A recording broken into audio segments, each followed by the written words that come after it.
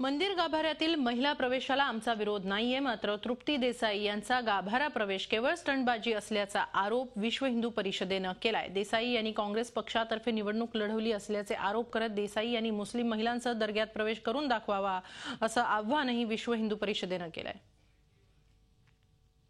विश्व हिंदू परिषदेचा स्त्रियांच्या मंदिर प्रवेशाला बिलकुल विरोध नाही।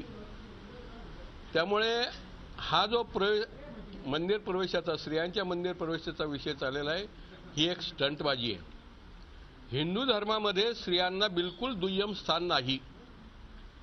स्त्रीचं लग्न झाल्यानंतर ती घरात लक्ष्मी म्हणून आणण्याची पद्धत आहे आणि ती स्त्रियांच्या सन्मानाचा विषय तो आहे।